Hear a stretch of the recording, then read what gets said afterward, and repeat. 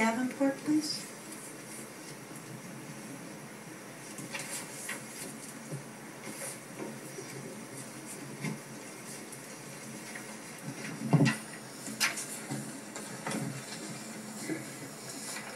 Good evening, Mr. Davenport.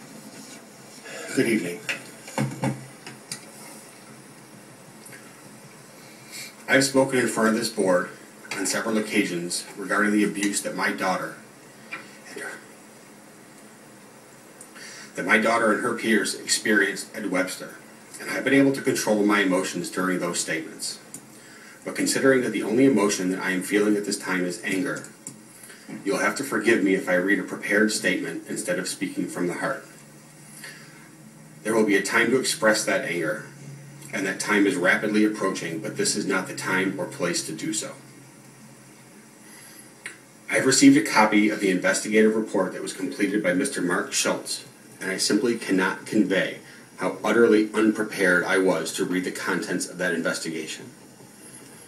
I cannot believe that any adult in any position, much less people that call themselves educators, would allow this to continue for as long as it was allowed by the staff at Webster and the administration of Livonia Public Schools.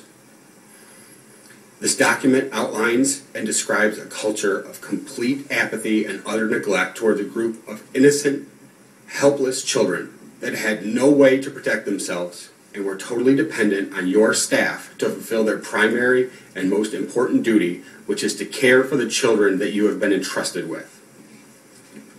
As far as I am concerned, every individual that had knowledge of this unforgivable situation and allowed it to continue for months on end should either resign or be terminated immediately. These people who all had the ability and the moral obligation to step up and do whatever it took to stop the continued abuse of these special needs children, including my daughter McKenna, have no right to call themselves educators and should never find themselves in a position to be responsible for any child ever again. That goes for everyone from the janitor to the teachers to the therapist to the principal to the upper administration to the superintendent of schools. Everyone who had any knowledge of this problem and didn't do everything humanly possible to stop the abuse of my daughter and her classmates should be held accountable. As a matter of fact, based on the series of events that took place over the last few years, I firmly believe that Webster Elementary is not a safe place for any child, disabled or not, and should be closed permanently. The staff at that building have proven that they are not to be trusted with the safety of any child, period. On a related note, I was recently told by the current staff at Webster that my daughter was too smart to continue in your program, and I would be forced to move her to another school district to continue her education. I find it very curious that when I enrolled McKenna at that horrible school 2 years ago, her IQ was reported to be 65. The testing that was recently run by your staff last month found her IQ to be at 60, 5 points lower than it was when she started.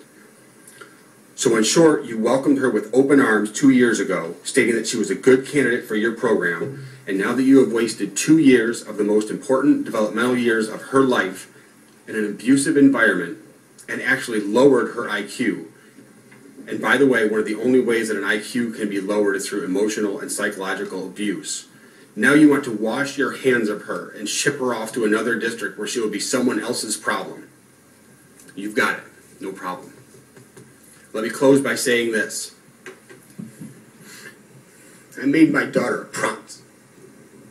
And I have not even begun to fulfill that promise. This is not over.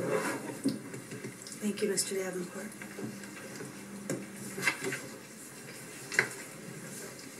Is there anybody else in the audience who wishes to address the board? Thank you.